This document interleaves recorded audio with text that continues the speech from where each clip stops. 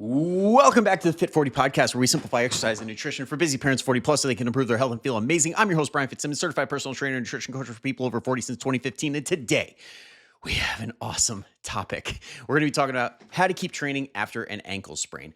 I hope and pray that this is just you being curious and you don't actually have an ankle sprain. And hopefully you'll never need this advice. But for those who are dealing with any injury right now, this can be really, really helpful, especially if it's a lower body injury. But even if it's upper body, there are a lot of really good key concepts here that are going to help out tremendously. So before we dive in, make sure if you're not already, hit that hit that subscribe or follow button wherever you're watching or listening so that way you do not miss another episode, because every single week we're coming out with awesome episodes to help you stay active, stay healthy, and feel amazing. All right, so let's get into it. How to keep training after an ankle sprain. So this comes off the back of my client, Marcia, getting injured while she was traveling. I swear to God, everybody who gets hurt while on vacation or while traveling. It never happens in session, but it, for some odd reason, always tends to happen when they are traveling, at least with Marcia and her husband, Kev.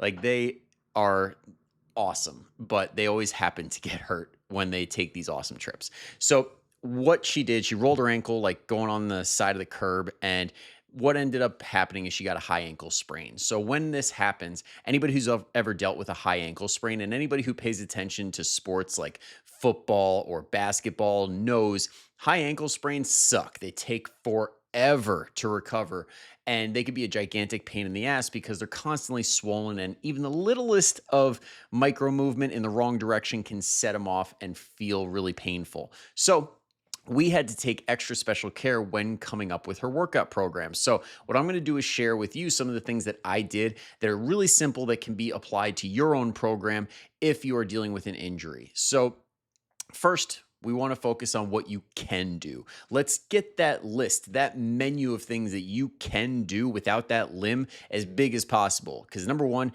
it feels really good seeing all the things that you're capable of, even if you were to take a limb out of the equation. And number two, it helps when it comes to deciding on exactly what we're going to put in your workout. So obviously, really simple one is let's focus on upper body. Okay. If you don't have your legs operational, then you still have half of your body that still can do the job. So let's focus on the pushing stuff, the pulling stuff. Things like for her were incline presses, push-ups, and what else do we have in there? Flies, bicep curls, triceps, shoulder presses, things like that can work really, really well. And the key was to make sure that it was either seated or on the floor, because it was only one leg, so she could get up and down off the floor pretty easily. But when it came to getting up and down, we don't want to have that happen over and over and over again and increase the likelihood of potentially having to use that that leg that was no good. So if we're on the floor, we're on the floor for however many exercises it is. It was only 2, but it could be 3, 4, or 5 if you like circuit style stuff. So keep it all on the floor if you're going to stay on the floor to reduce the up down. And then by doing this, when we focus on the things that we can do, it's a huge confidence boost. So she's like, okay, this is still stuff I can still set personal bests on. It's things that I can do with confidence without feeling like I'm going to fall over, without feeling like I'm going to hurt myself even more. And that is huge. The mental side of this is gigantic, because when people fall off the program, when people stop working out because they get hurt, then mentally you take a hit and you lose a little bit of that fit identity that maybe you've heard me allude to in previous episodes. Basically, when you get fit, when you get active, when you start doing these things that make you feel really good, you embrace this fit identity, this belief that, hey, I'm a fit and active person, so I'm going to act like a fit and active person. And when you lose that, you start falling into those old bad habits, like someone who is not fit and active and prioritizes nutrition and does all these things, and that can lead to losing results. So this helps a lot on that front. And number two, once we've got all the things that we can do, number two, modify what needs to be modified. So lower body, for example. The big obvious one is let's not jump. Okay. I usually don't put jumping in pretty much any program because I work with a lot of moms and a lot of people who have been injured previously in their lower bodies. And for anybody's like, wait, what do moms have to do with this? There was a golden rule that I used to follow when it comes to mothers possibly dealing with incontinence. I'm not saying it happens with everybody, but it's just if we're working with big numbers of people, it's best not to do a whole lot of jumping and then feel like got to run to the bathroom real quick. So if that's you, don't feel like you need to. And also, if you have a compromised joint, then it can help if your ankle, your knee, your hip is no good or it's healing currently, just skip out on the jumping. There's a ton of different other exercises you can do. Like one of my favorites, I didn't program this for Marsha because it involves the ankle, but doing fast feet, like doing 2 steps forward, 2 steps back, or 2 steps to the left, 2 steps to the right, or just like scissor jumps because they're not like super high powerful jumps and like box jumps or broad jumps. It's like these little back and forths, kind of like you see boxers doing. So that style of jump training can work really, really well if that doesn't set you off and send you to the bathroom. And it's very low impact, so it doesn't really hit the joints that hard. And yeah, along with that, you could do other things like kettlebell swings or medicine ball slams. Medicine balls are like my favorite thing when it comes to training people who are 40 plus because you can whip that thing and just like do whatever you want with it pretty much. And I have yet to see anybody get hurt from doing that. And this is going on 10 years. So, no jumping, number one. And then also, along with that, bilateral movements only. What is bilateral? It means 2 feet stay on the ground. So that way, we're not putting all of the weight on that one foot with the high ankle sprain and challenging the ankle to use those muscles surrounding the ankle to support her while balancing. So, no lunging, no step ups, no single leg RDLs, anything that puts you on one foot. But another underrated thing there was also, like, for example, knee up dumbbell rows.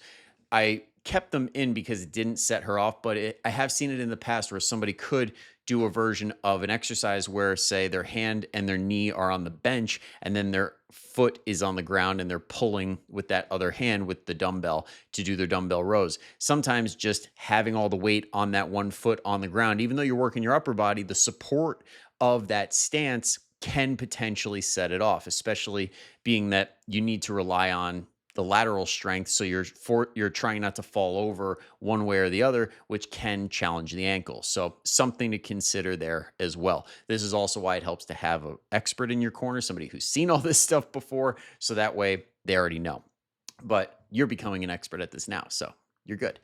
Uh, yeah, what else did I have there? So yeah, when it comes to the bilateral stuff, we're doing squats and we're instead of focusing on increasing the weight because again, we don't want to put a ton of pressure on that ankle. We're actually focusing on more range of motion because that's another thing that we want to take into account is this weight that we're holding putting tons of pressure on the ankle that is setting it off and making it not feel so great? If so, focus on other ways to improve, like going a little bit lower in your squats, like maybe holding a pause at the bottom, or maybe controlling for tempo, 3 to 5 seconds down, 3 to 5 seconds up, other ways to make it more challenging and get benefits that are outside of just going heavier. So that can help a lot.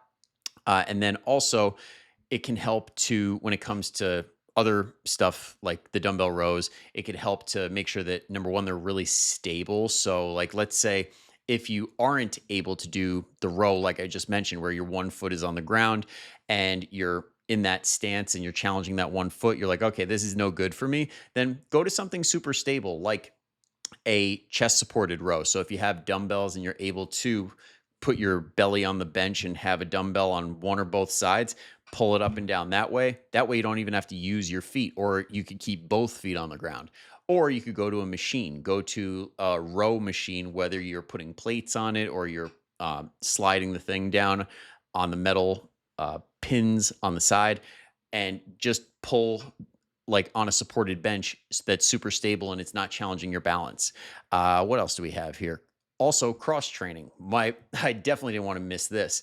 Cross training is one of the biggest things that people do not take advantage of when they are injured. And that concept of cross training is basically let's say your right arm is hurt. If you continue to train the left arm, it will minimize the atrophy of the right arm. And you might even see some strength gains depending on how far you take it.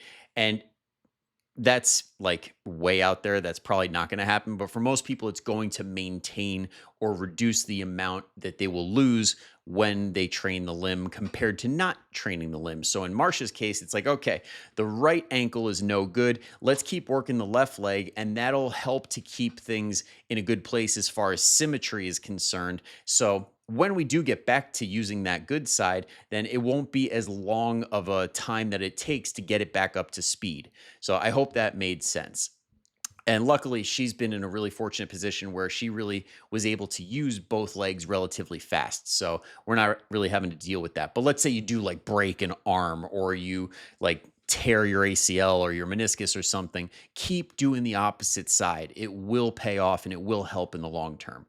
Number 4, keep momentum with your physical therapy. Okay. Because along with all of this, she's been doing physical therapy on top of all this. So she does it at the very end of her sessions after we do like the big main movements. She's like, hey, I'm good on the core and the cardio side of things. Like I got 15 minutes left. Like I'm going to do my PT exercises. And that's awesome. And then on top of that, what I want to do once we get to the point where she's 100% good to go is also making sure that we keep some of those real winners of the PT program in the warm up. And this is one of the best things you could do if you come off of PT and you transition back into training is say, okay, maybe I don't have to do the entire laundry list of exercise that PT gave me, but what were those ones that I felt really made a difference? Like those ones that you're like, I know that this substantially helped when it came to, sorry, I had something just go zap and it threw me off, but I'm back.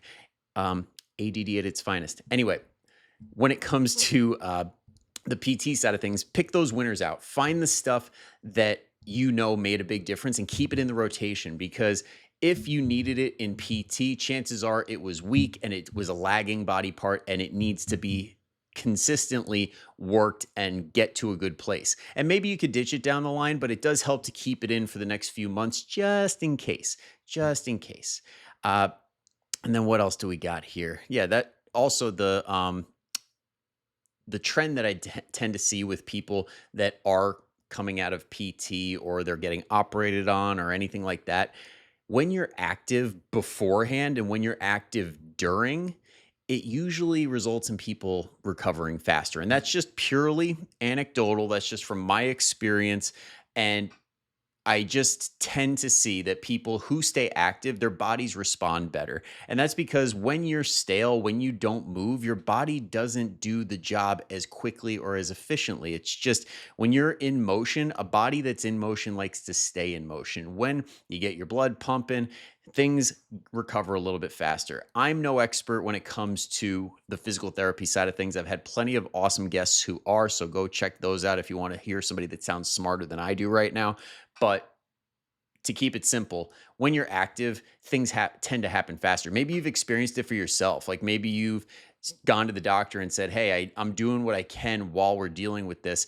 And you blew the expectations out of the water where they're like, yeah, it's going to take 6 weeks. And you show up in 4 or 5 and you're like, I'm good. And they're like, really? That's wild, because you're like the 1% of their patients that actually give a shit enough about their fitness and their activity to keep doing the thing. Because a lot of those expectations that they have when it comes to physical therapy, when it comes to surgery and all this stuff are based on the majority of people. And the majority of people are not active. The majority of people do not take care of themselves. The majority of people do not do the right things nutritionally or mentally. And if you're one of those people that does, you're putting yourself in a better position to get better outcomes. So another reason to keep this going, because the fit identity, like I mentioned before, keeps you mentally locked in. And along with all this stuff that we talked about, like it also allows you to get closer to your goals. Like for Marsha, she's able to continue to build more muscle, build more bone, which is her goals right now. So she's still locked in. Even with this injury, she's still making progress, still kicking ass, still taking names, and continuing to thrive. So hopefully you can take a few things from her journey and apply it to your own. Hopefully you're not injured, and this will just be one of those things that you reference if you ever need it. But that's pretty much it. Just don't stop. Just modify the plan as you need it, and all will be good. Just adapt, don't quit. All right. And as always, if you heard all this stuff and you're like, this sounds awesome, but I'm not even moving right now, I'm not even doing baseline stuff when it comes to my nutrition. Okay. Just know the first 5 is always there for you. Okay. The first 5 is my program that helps you lose that first 5 pounds in a simple and sustainable way. You get simple nutrition strategies, time friendly workouts, and the top tier accountability to reach your goals. If you want to learn more about that, there is a link down below in the show notes or in the description, wherever you're watching or listening. Give it a click, check it out, see if it's right for you. And if you want, you can also set up a coaching consultation to talk with me and see exactly what you need based on your goals and where you're at right now. Happy to do that as well. So I'll drop that down there too. But that's it for today. Thank you so much for tuning in. I hope you learned a thing or two, and I'll see you next time. But until then, go kick some ass. Bye-bye.